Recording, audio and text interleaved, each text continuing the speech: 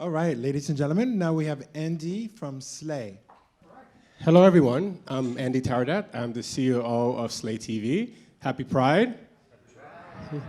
I'm hoping that we could use the word pride, not just in June and for the rest of the year.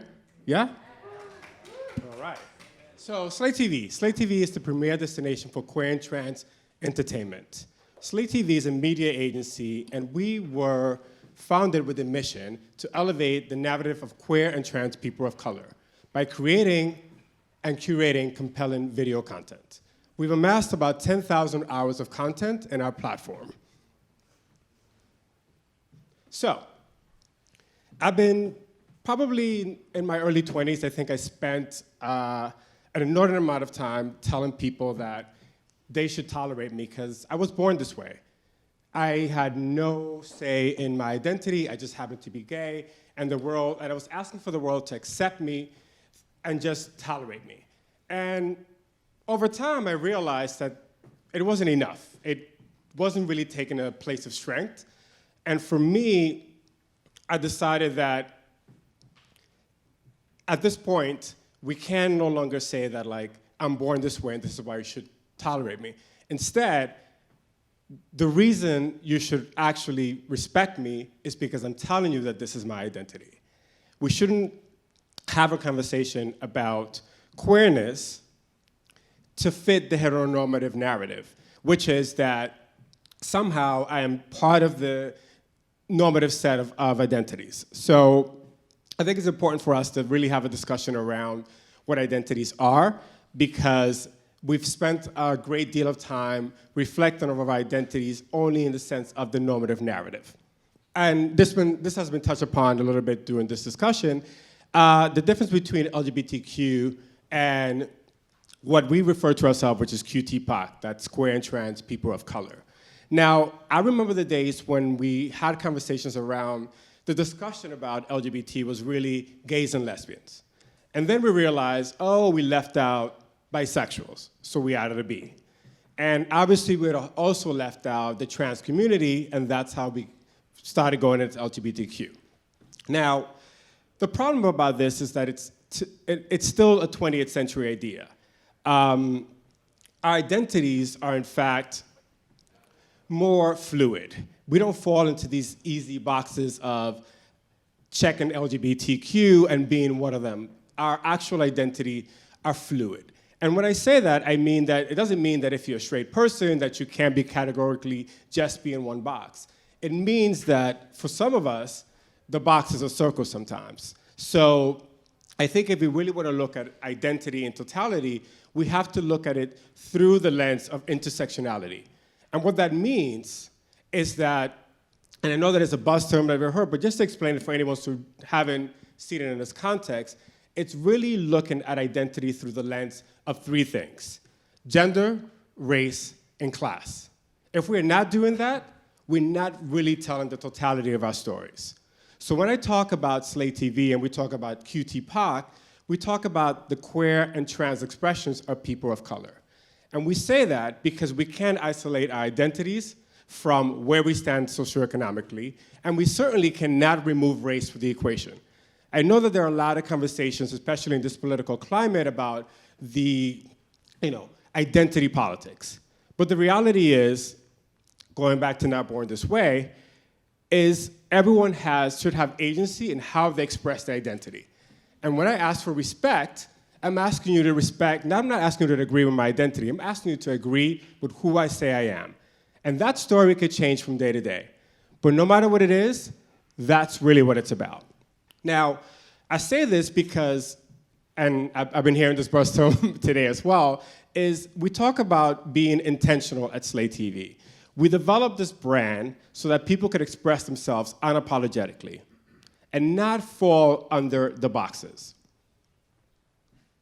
Now, the story about Slay TV started in around 2014.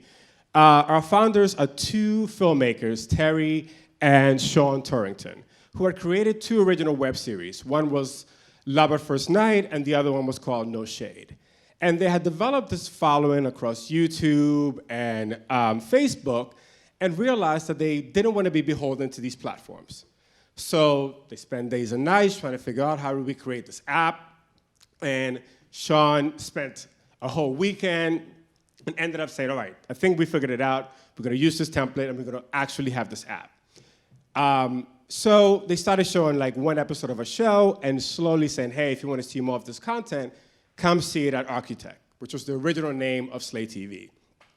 So the story, as the story grew, they were able to actually get 20,000 downloads organically.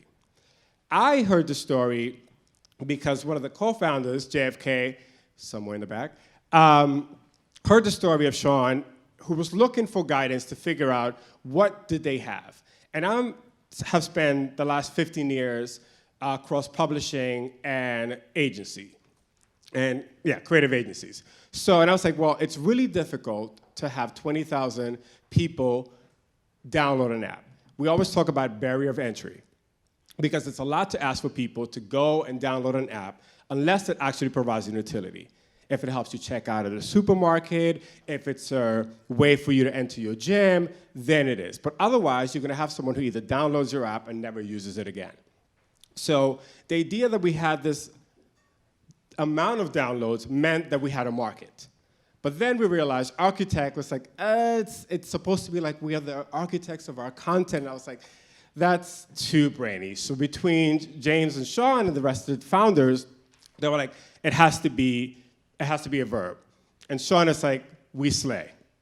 And just like that, the brand was born. We spent this whole summer going through a branding exercise because here I had the opportunity to develop a brand and a campaign as I have done for many clients, but this time do have a full say in it because it was also reflecting part of my identity. So last week, we had a partnership with Samsung and had finally launched our app. Get inspired, get your motherfucking shine. Get up. Get up. Get up. You get up. You are the motherfucking shit. Get out. Get up. Get out. Get you are magnificent. You can do whatever you want to do in this world. Get your motherfucking shine. Get up. Get out. Get out. Thank you. So we're now available on iOS, Roku, and Android. So Slayfest. So after we have gathered this digital audience that was highly engaged, we challenged ourselves to bring our community into a physical space. And we thought, if we call on the masses, will they come?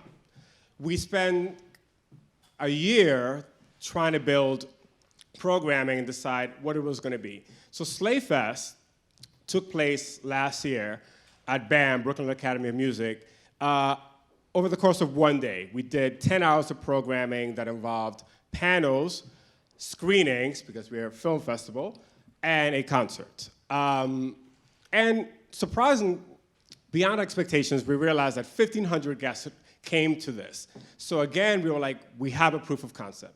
There's a thirst and a desire to create these kind of spaces. So I'm going to read this because I don't want to miss all of it. So Slayfest is an inclusive celebration for queer, trans, and gender nonconforming people to express and embrace themselves unapologetically. Our mission is to remove social barriers and create interactions that empower self-affirming moments.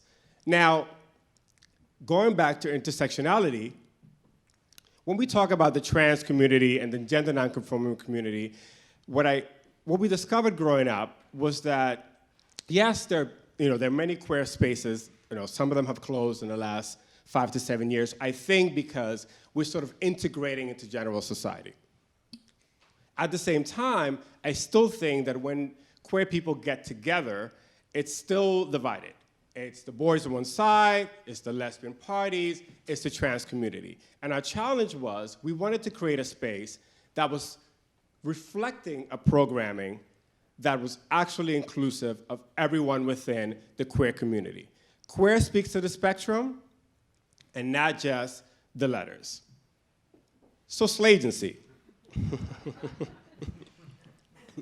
As you've seen all the graphics around and everything that sort of voices Slay TV, as I mentioned, I spent a number of years working at agencies from Gray New York to DDB, and I started my career as a web editor at the New York Times. So the agency and how it sits in this whole equation is the way in which we engage brands who want to have a better understanding of how to communicate to this demographic authentically. You guys have heard that word quite a lot here, and I think the reason why you're hearing it through these presentations is our community is very sensitive to messaging. They know when they're being condescended to. You cannot just put a rainbow flag on or advertise it and call it pride. It takes a lot of more work to be nuanced about our expressions and about our identity. So Slay Agency empowers everything. You can think of us as, just to give you a better picture, so on the left, you have Slay TV, which is really a distribution platform. This is how we engage through the app, through people who are mobile, and online community. We then brought this community into a physical space through our event arm, which is Slayfest. Slayfest is sort of our signature, as I mentioned, festival that covers arts and culture. But we also have an opportunity to engage our audience throughout the year. Because as I mentioned about Pride, it can't just be June. If you really are going to be committed to this community, you have to engage with us throughout the entire year. You have to be always there, not just once. So this is the way in which we engage in IRL for the millennials. In real life, Slayfest is a signature show which features screenings and concerts. Everything that powers, that creates this, is fed through the Slay Agency, with all the strategy, the design, and the production work. I've heard a lot here about diversity, and I have to say that diversity is a lie. I've heard the term way too often, and it's just a noun. There's no action to it. Whenever you hear the word diversity, all it speaks to is numbers. It doesn't speak to what I actually need, which is inclusion. And when we hear D&Is, which is what they used to say, diversity and inclusion is actually about belonging. Diversity is just about seeing many folks in the room, but it doesn't give them the agency to actually feel like they can be empowered. So when we talk about this sort of rainbow barrier, is you could have queer people in a room, but I need to see like C-suite executives who are queer, who are of color, who are across the spectrum of what queerness is, in order for it to be valuable. I saw an amazing speech by Melinda Gates in which she talks about the problem of tokenism. When you have one woman in a boardroom and you have 10 men, then the entire world has to fall on her to make decisions. And it feels like at that moment that she's just contrarian. So just psychologically, she has to sort of submit to the majority. The only way that inclusion actually works, it has to be more than one person. It has to involve sort of like a plurality of diversity. So that's something that I think we should keep in mind when we talk about it, because I've been in these amazing spaces and I've been given these amazing opportunities to be a senior executive, but there was always a barrier. This is a statistic that came out of the Williams Institute. They are a think tank out of UCLA, and talks about 27 of California teens identifying as gender nonconforming. And what that means is, and think about like what the actual like queer demographic is in general, it hovers at around 6 to 7% of the population that we know of. But the world is coming out. And the world is coming out in a way that identifies beyond the binary. When I talk about LGBT, it's sort of a reflection of a 20th century idea of what the binary is. That's the box. When, in fact, when I speak about fluidity, it's not just sexual fluidity, it's gender expression. And for these kids, I think this is sort of the bellwether of what's coming for our country. Even if we can't get to the 27%, which is pretty high, I could think about the world is becoming queerer by twofold. If we could get to 10%, including what gender nonconforming is, that is a huge demographic. And I think you guys have heard through presentations today that you have to engage them. But you have to engage them from the beginning. I think we're in a world where we continue to play catch up to what identity actually is, and then say, oh, well, now we have to have pride. Now pride is a corporate thing. We have to do something at least once a year. Now, if we're thinking about not just consumers, but customers, we should be thinking about how we actually represent them in the media that we produce, how they're represented in everything that we create. And for me, the only way that we normalize our experience is through content. I think about growing up, and I'm so respectful of the pioneers like Ellen DeGeneres, who lost 10 years of her career before returning to television as a talk show host. But I also remember the alienation to be a person of color and see Ellen DeGeneres and see Will and Jack and not see a queer person of color. Because for me, in that moment, it felt alienating, not that I wasn't seen on screen, but it made me feel like people of color couldn't possibly be queer. And this is what we have to change. The way we actually normalize these experiences is to continue to tell these stories, to be there as a brand, as a partner, and actually make an effort to tell these stories and to partner with the people who are already doing it. This is why, as I think of everyone else who's presented here, we have an opportunity because there are so many ways in which we can activate and be there through what we're doing. This is just a general breakdown of what we found in our community. This is sort of a combination of our digital audience and what we've identified through surveying when we go through our festivals and events. And as you can see, queerness still is a much larger number than those who identify as cis-gay. So one thing that I mentioned is Slayfest took place over the course of a year. The learnings was it was a really long day for our guests and for ourselves to produce a 10-hour day. So we decided to expand the festival into a week plus of programming. And this is just a rough cut of what we did.